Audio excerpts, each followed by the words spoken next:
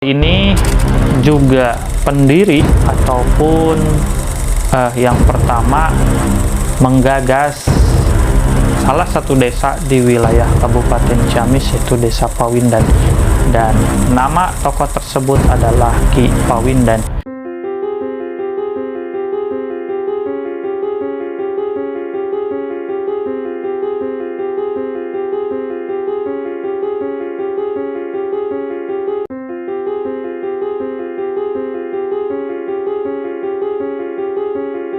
Bismillahirrahmanirrahim. Assalamualaikum warahmatullahi wabarakatuh. Sampurasun. Bagaimana kabarnya teman-teman semua?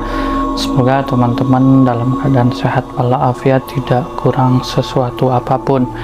Kali ini Kang Idad masih akan menjelaskan yang cerita-cerita sebelumnya masih tetap berhubungan ya, dari mulai Adipati Panaikan sampai para adipati berikutnya, yaitu adipati keturunan dari Kanjeng Prabu Sanghyang Cipta Permana di Galuh Salawe, yaitu juga masih keturunan dari Prabu Hawurkuning penerus Galuh setelah Prabu Siliwangi berpindah kedudukan di Pakuan Pajajaran.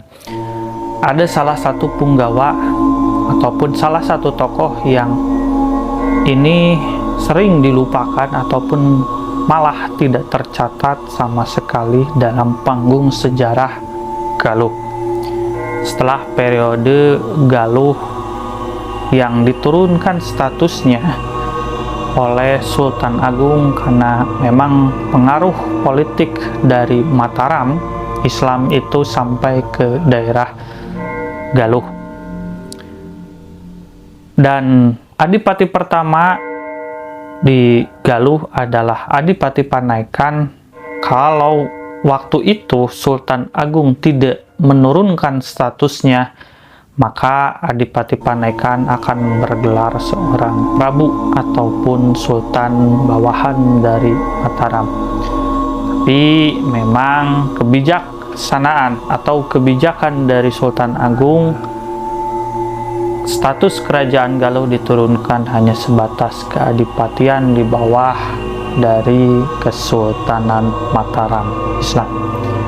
Salah satu tokoh ini juga pendiri ataupun yang pertama menggagas salah satu desa di wilayah Kabupaten Ciamis, yaitu Desa Pawindan, dan nama tokoh tersebut adalah Ki Pawindan.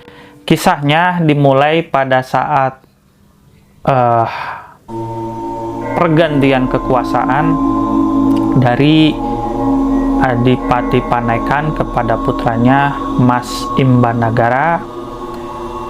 Kemudian karena gunjang-ganjing politik waktu itu di daerah Tatar Sunda bergejolak, yang dikatakanlah tokoh ini menjadi kontroversi, yaitu Dipati Ukur yang sangat dekat dengan Adipati Panaikan, kemudian dekat juga dengan putranya Mas Imbanagara.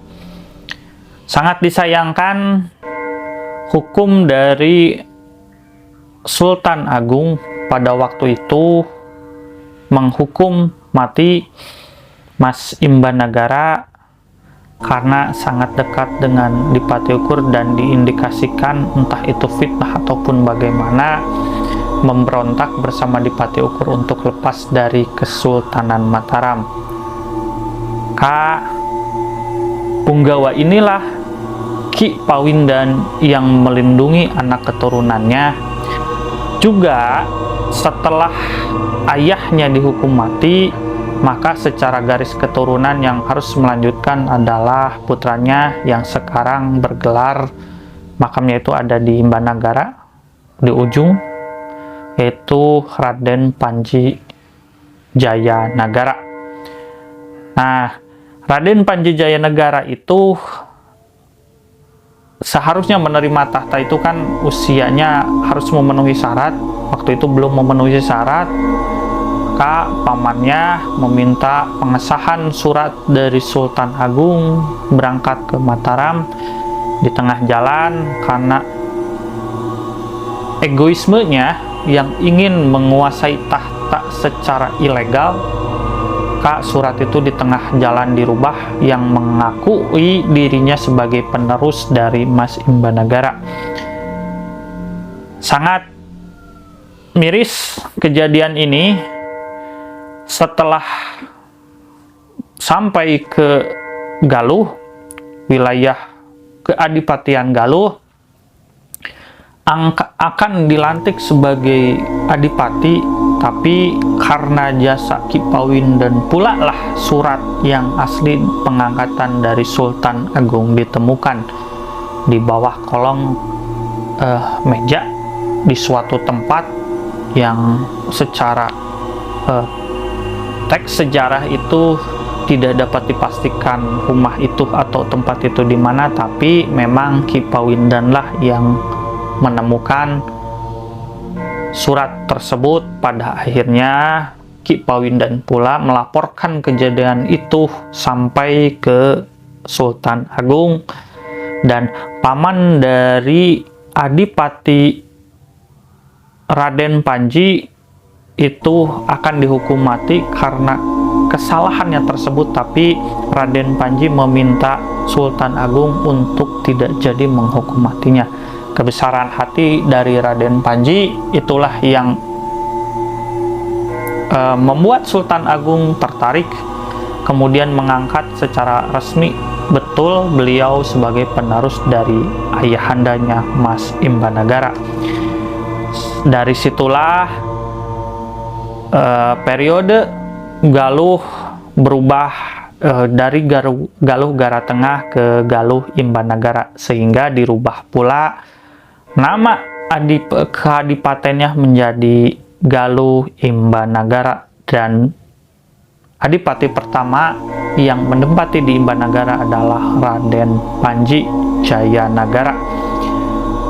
Dari situ pula pembangunan periode berlanjut sampai pada keturunan terakhir dari Sang Hyang Cipta Permana ataupun dari terah Prabu Haur Kuning, yaitu Kusuma Brata, atau lebih banyak orang menyebutnya Kusuma Subrata yang ada di Lembur Balong.